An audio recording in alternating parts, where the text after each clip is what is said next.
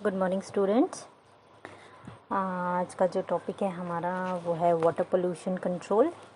अभी तक हमने अलग अलग पोल्यूशन पढ़े थे, मैरीन पोल्यूशन पढ़ा, तो आज हमारा 2.4 है जो वाटर पोल्यूशन कंट्रोल पढ़ने वाले हैं हम। तो स्टार्ट करते हैं वाटर पोल्यूशन कंट्रोल से, कैसे हम उसको कंट्रोल कर सकते हैं, क्या तरीके हैं, कौन से स्टेप्स हैं जिसकी वजह से वाटर पोल्यूशन जो हो रहा है वो कंट्रोल हो सके। जो भी वाटर पोल्यूशन है ये एक ग्लोबल प्रॉब्लम बन गया है।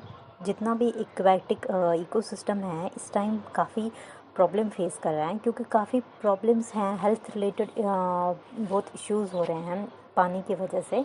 अगर पानी साफ़ ना हो, काफ़ी hundreds of death every year जो इम्प्योर वाटर कंज्यूम करने से हो जा रही हैं।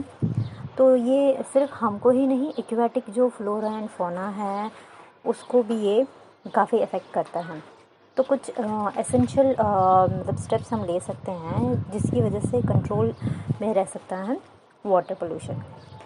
अब हम अगर पहले देखेंगे कंट्रोल एट सोर्स, सबसे पहला ये कैसे हो सकता है। हम रिड्यूस कर सकते हैं, जो भी वेस्ट जनरेट होता है उसको हम रिड्यूस कर सकते हैं, ज़्यादा वेस्ट जनरेट ना हो वैसी कोशिश कर सकते हैं, ताकि जब वेस्टेज जनरेट नहीं होगा तो कुछ भी वाटर में डंप नहीं हो पाएगा। तो हमारा सबसे पहला क्या होगा, कंट्रोल एट ए सोर्स। जिस सोर्स से वेस्ट निकलता है उस सोर्स से हम वेस्ट जनरेट जो है वो हो ही ना, वो कंट्रोल में रहे। तो उस तरीके से हम वेस्ट को रिड्यूस कर सकते हैं ताकि वाटर बॉडी में कोई वेस्ट जा ही ना पाए। सेकंड ये है कि recycling and treatment of waste. अब जो वेस्ट निकला है उसको रिसाइकल और उसका ट्रीटमेंट करना। बहुत सारे काइंड्स ऑफ वेस्ट होते हैं जिसको ट्रीट किया जा सकता है पानी में छोड़ने से पहले, वाटर बॉडी में थ्रो करने से पहले हम उसको ट्रीट कर सकते हैं ताकि हम उसको लेस हार्मफुल बनाएं। क्योंकि जब भी वो हमारे घरों से निकलता है या हमारे फैक्ट्रीज से, इंडस्ट्रीज से, इन जगहों से जब निकलता है वेस्ट तो वो बहुत हार्मफुल होता है। अगर हम उसको ट्रीट करें वहाँ पे, फिर जाके उस वेस्ट को जब हम ट्रीट करते हैं और लेस हार्मफुल बनाते हैं, उसका इम्पैक्ट वाटर बॉडी के ऊपर कम पड़ेगा। और जो भी वेस्ट निकलता है कोशिश ये होनी चाहिए कि हम उसको रिसाइकल करें, फिर से दोबारा यूज़ कर सकें। हम उसको इसी तरीके से एकदम से वेस्ट जनरेट हो और फेंक दिया जाए, वैसा नहीं होना चाहिए। उसको रिसाइकल करना चाहिए। तो उससे क्या होगा, वही रिसाइकल वेस्ट हमारे लिए यूज़फुल हो जाता है। हमारा वेस्ट जनरेशन भी कम होने लगेगा, क्योंकि यही चीज़ को हम दोबारा से रिसाइकल करके अगर यूज़ कर रहे हैं तो कुछ और वेस्ट तो जनरेट नहीं होगा, एनर्जी भी हमारी बची रहेगी और पानी जो है वो भी बचा रहेगा इस गंदगी से। थर्ड है सीवेज ट्रीटमेंट।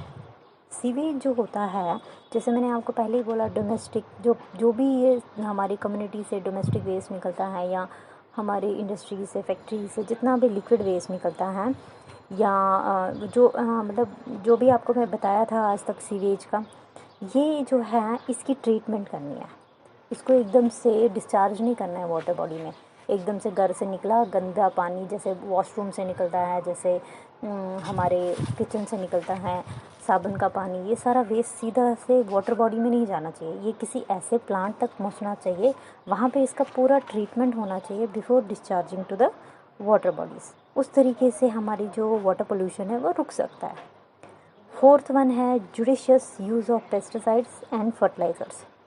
जो भी फर्टिलाइज़र और पेस्टिसाइड हम यूज़ करते हैं एग्रीकल्चर में, वो हमें उस लिमिट तक यूज़ करना चाहिए ताकि हमारा फ़ायदा तो हो, मगर ये नहीं कि हमारे उसमें जो ये होते हैं, हमारी जो एग्रीकल्चर, हमारी जो लैंड है, हमारा जो एयर है, हमारा जो वाटर, उसको कोई नुकसान हो।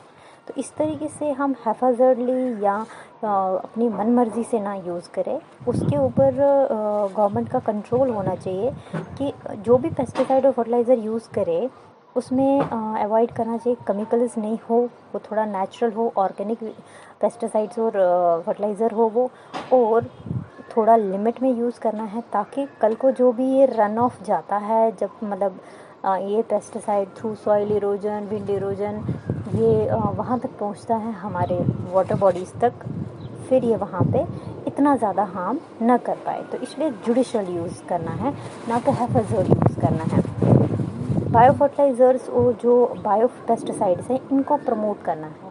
हमें हमेशा केमिकल वाला पेस्टिसाइड और फर्टिलाइज़र को डिस्करेज करना है, और जो भी ऑर्गेनिक तरीके से, जो थ्रू माइक्रो ऑर्गेनिजम्स की यूज़ से, जो हमेशा नेचुरल तरीके से जो पेस्टिसाइड्स और बायो फर्टिलाइज़र्स बने होते हैं, उन्हीं को प्रमोट करना है। उसी तरीके से क्या हो जाएगा, जो हमारा वाटर पोल्यूशन है वो कंट्रोल में रहेगा।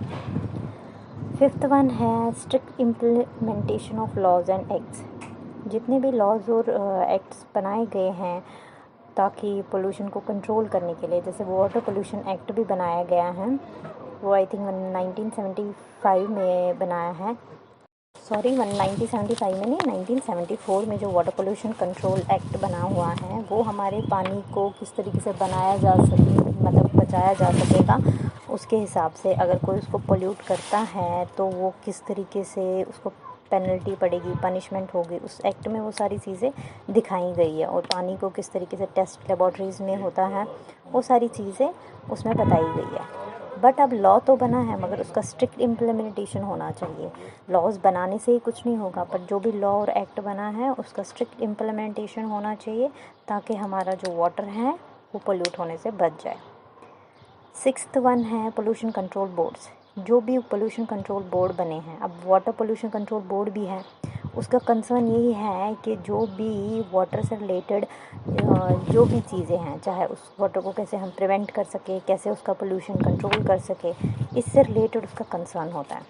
तो जो सेंट्रल और state pollution control board, centre में एक बोर्ड रहेगा और स्टेट में अपना एक बोर्ड रहेगा, वो पूरी तरह से मतलब मॉनिटर करे कि जो भी लेजिस्लेशंस, जो भी एक्ट बने हैं, जो भी पानी को बचाने के लिए बने हुए हैं, वो एक्ट क्या अच्छे से इम्प्लीमेंट हो रहे हैं, वो लेजिस्लेशंस अच्छे से इम्प्लीमेंट हो रहे हैं कि नहीं। तो पोल्यूशन कंट्रोल बोर्ड जो है ये इंश्योर कराए कि, क्योंकि वो इन्हीं मैटर्स के साथ कंसर्न है, तो वो इंश्योर कराए कि ये एक्ट्स अच्छे से इम्प्लीमेंट हो रहे हैं कि नहीं।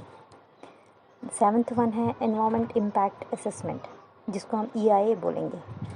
जो नई इंडस्ट्रीज़ हैं तो उनकी EIA बननी चाहिए। एनवायरनमेंट इम्पैक्ट असेसमेंट ये कि कोई भी जो भी प्रोजेक्ट बनता है उसका EIA किया जाता है कि इसका कल को इस प्रोजेक्ट का एनवायरनमेंट के ऊपर क्या इम्पैक्ट पड़ेगा, अच्छा पड़ेगा, बुरा पड़ेगा, ये सारा असेस किया जाता है। अगर अच्छा है और बेनिफिट भी हो रहा है और एनवायरनमेंट को हार्म नहीं हो रहा है, तो हम इस प्रोजेक्ट को आगे कैरी ऑन करेंगे। बट अगर इस प्रोजेक्ट की वजह से एनवायरनमेंट को हार्म हो रहा है, एनवायरनमेंट में हवा पानी सब आता है, अगर उसको हार्म हो रहा है तो फिर ये प्रोजेक्ट उधर ही विड्रॉ करा जाता है।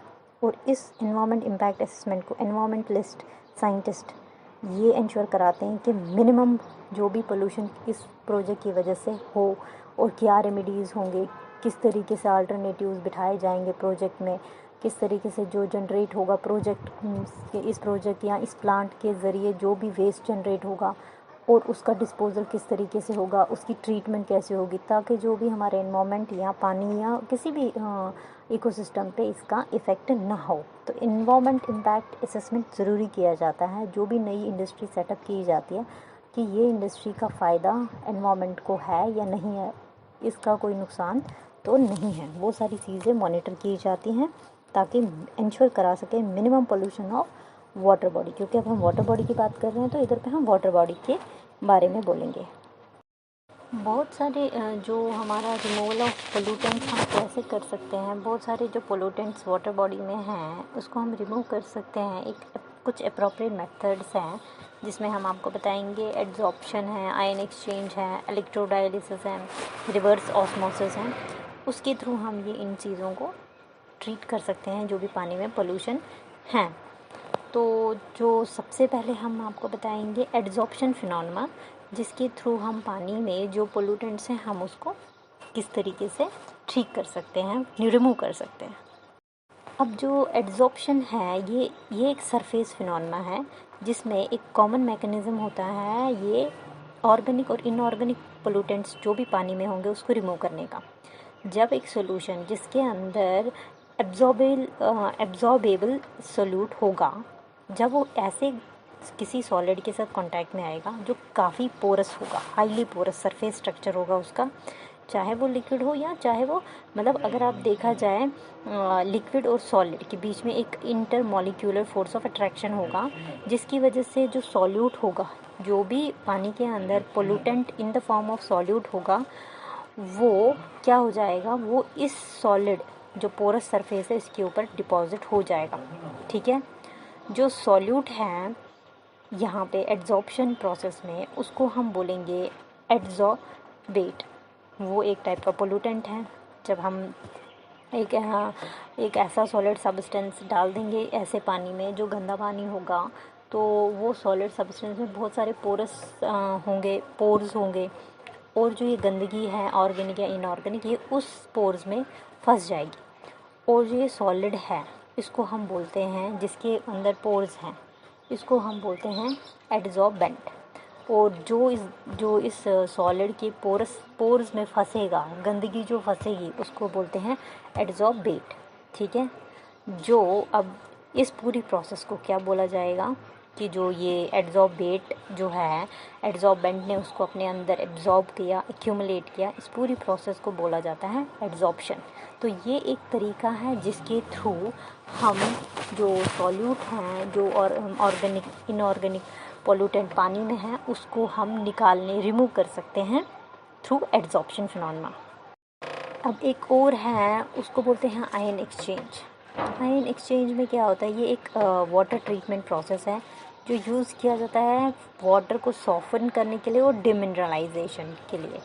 बट इसको हम ऐसे भी यूज़ कर सकते हैं कि कोई भी सब्सटेंस अगर पानी में है तो डीआयनाइजेशन, डिनाइट्रिफिकेशन, नाइट्रेट्स निकालना, और अगर कोई इन्फेक्शन है डिसइंफेक्शन करवाना, ये उस चीज़ के लिए भी बहुत ही ज़्यादा माना जाता है इस प्रोसेस को।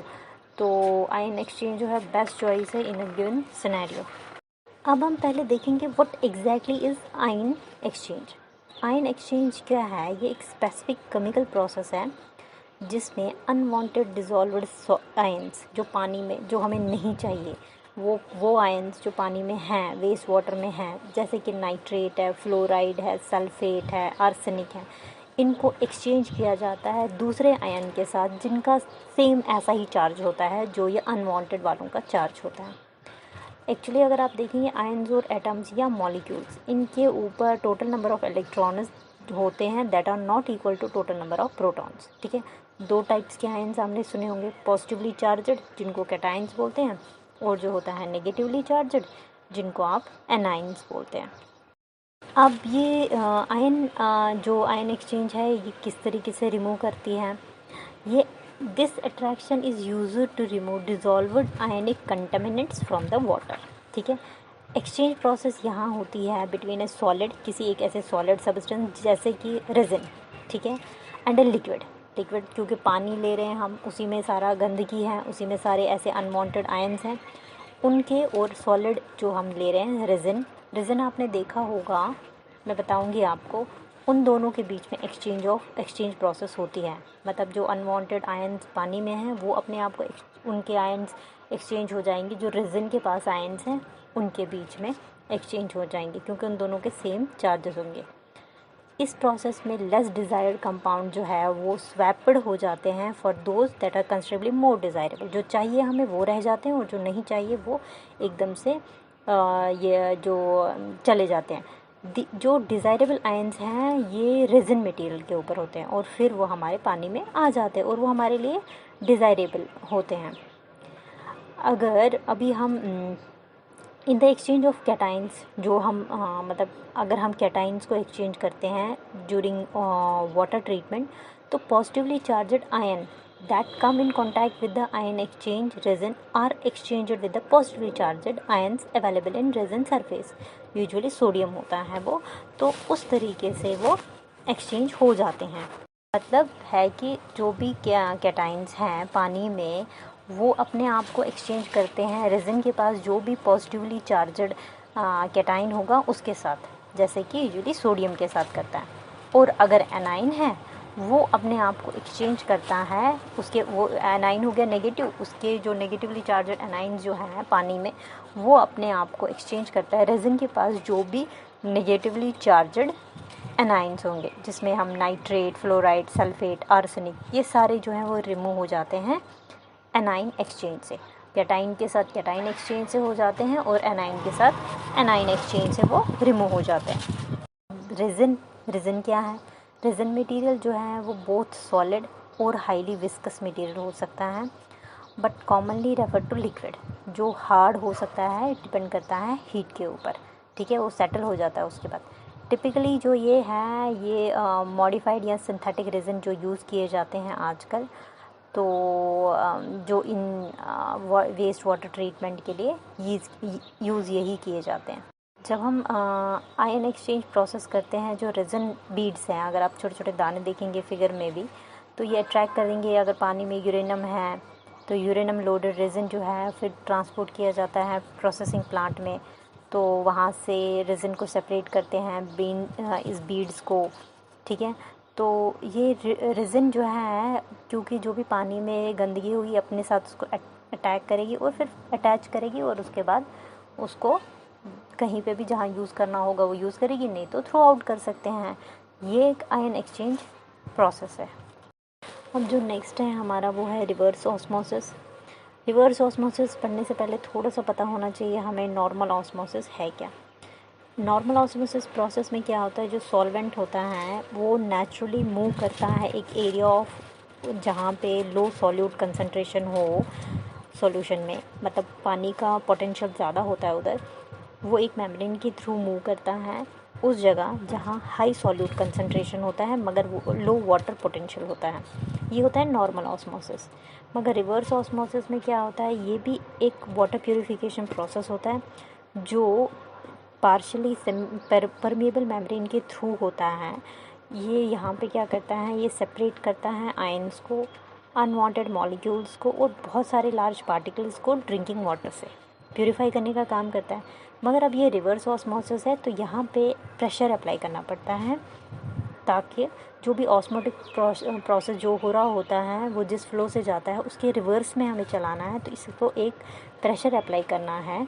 तो उसकी वजह से, जो प्रेशर की वजह से होता है, तब जाके अपना काम करता है। मतलब यहाँ पे ऑस्मोसिस में क्या होता था, लो सॉल्यूट कंसंट्रेशन से पानी की कंसंट्रेशन ज़्यादा होती थी मगर सॉल्यूट की कम होती थी, वहाँ से पानी जो है हायर कंसंट्रेशन से लोअर में चला जाता था मगर सॉल्यूट की कंसंट्रेशन उसके पास कम होती थी, तो हायर सॉल्यूट की कंसंट्रेशन में जाता था।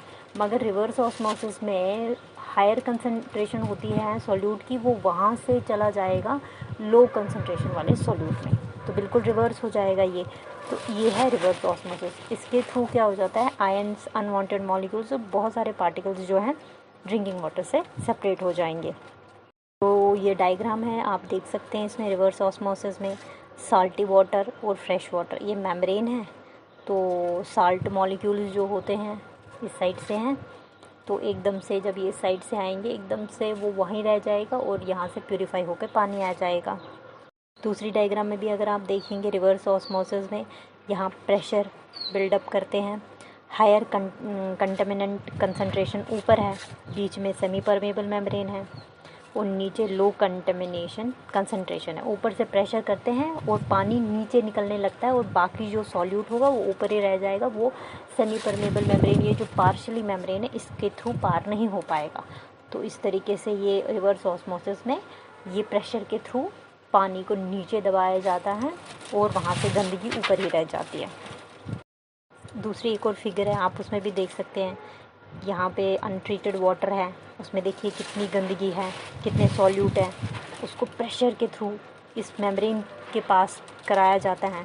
इस मेम्ब्रेन के थ्रू पानी तो निकल जाता है और पीछे से रह जाता है सॉल्यूट अनट्रीटेड वाटर में ही, मतलब वहाँ से ही रह जाता है और यहाँ से प्यूरिफाई होके पानी आ जाता है रिवर्स ऑस्मोसिस में। नेक्स्ट है कि थर्मल पोल्यूशन, जिसको हम कंट्रोल कर सकते हैं by cooling of hot water. जो भी मतलब इंडस्ट्री से या वक्त थर्मल पावर प्लांट्स देखेंगे, न्यूक्लियर पावर प्लांट से, उसमें जब हम पानी यूज़ करते हैं बहुत ही गर्म हो जाता है और उसी गर्म पानी को हम वाटर बॉडी में छोड़ देते हैं और उससे थर्मल पोल्यूशन हो जाता है, उसी वाटर बॉडी में गर्म हो जाता है और वहाँ एक्वेटिक जो ऑर्गेनिजम्स हैं उनके लिए बहुत ही हार्मफुल होता है इतना हीट। तो उसको हम कर सकते हैं, कूलिंग कर सकते हैं उस वाटर को पहले उस वाटर बॉडी में से छोड़ने से पहले हम उसको कूल कर देंगे, ठीक है ना, ताकि अंदर थर्मल पोल्यूशन ना हो, तो वो हम चीज़ कर सकते हैं। और जो डोमेस्टिक और इंडस्ट्रियल वेस्ट जो भी हम उसको स्टोर कर सकते हैं थोड़े टाइम के लिए किसी छोटे से मोटे पॉन्ड्स में, ठीक है, जहाँ पे धीरे धीरे बैक्टीरिया वहाँ उस पानी में जो हम स्टोर करके रखेंगे उस पानी में जितने भी ऑर्गेनिक मैटर होगा बैक्टीरिया उसको धीरे धीरे धीरे धीरे डिकम्पोज करता जाएगा। बट जब उसमें ऑर्गेनिक मैटर ख़त्म हो जाएगा फिर हम छोड़ सकते हैं उस वेस्ट को अच्छे खासे ओशन में, सी में आप छोड़ सकते हैं। डोमेस्टिक या इंडस्ट्रियल वेस्ट को पहले हम किसी छोटे मोटे पॉन्ड में स्टोर करके रख देंगे, फिर वहाँ पे जो भी बैक्टीरिया होगा वो उसके ऑर्गेनिक मैटर को धीरे धीरे डिग्रेड करता जाएगा। नेक्स्ट है वाटर हाइथन। ये एक प्लांट है जो उसके अंदर होता है, प्लांट के इस पानी के अंदर। इसकी क्या एबिलिटी होती है कि प्यूरिफाई कर लेता है बहुत सारे हेवी मेटल्स जैसे लेड है, मरकरी है, कैडमियम, निकल और बहुत सारे टॉक्सिक मटेरियल्स फ्रॉम वाटर। तो हमेशा इनको मतलब इस तरीके से एनवायरनमेंट बनाए कि ये ग्रो कर सके इस पानी में। और जो low level of radio active waste जो जनरेट होता है उसको हम पानी में डालने से पहले ही हम उसको ऑक्सीडेशन पॉन्ड में डालेंगे। ये ऑक्सीडेशन पॉन्ड क्या होता है, ज़मीन में बहुत बड़ा खड्डा खोदा जाएगा, उसमें ये पानी डाल दिया जाएगा, ये रेडियो जिसमें low level of radio active waste है उसमें डाल दिया जाएगा, एक साइड से डाल दिया जाएगा और बहुत टाइम के लिए वहीं पे रखा जाएगा जब तक इसकी पूरी प्रोसेस उसमें हो जाएगी, साफ़ हो जाएगा। फिर दूसरी साइड से ये निकाल दिया जाएगा और जो फिर निकाल दिया जाएगा पानी वो साफ़ हुआ होगा वो दूसरे पर्पज़ के लिए, इरिगेशन के लिए यूज़ आ जाएगा, ठीक है। उस तरीके से ये होता है ऑक्सीडेशन पॉन्ड, जहाँ पे इस पानी का पूरा ऑक्सीडाइज हो जाता है ये। तो ये यूज़ किया जाता है ट्रीटमेंट ऑफ वेस्ट वाटर। कौन सा वेस्ट है, रेडियो एक्टिव वेस्ट। पानी में से डालने से अच्छा है इसको कहीं ऑक्सीडेशन पॉन्ड में डाल दो और उसके बाद क्या होता है जो फिर पानी निकलता है उसको हम यूज़ कर सकते हैं, इरिगेशन पर्पसेस के लिए, एग्रीकल्चर पर्पज़ के लिए यूज़ कर सकते हैं। तो ये था आपका वेस्ट वाटर पोल्यूशन कंट्रोल के जो भी टेक्निक्स थे ये वही थे।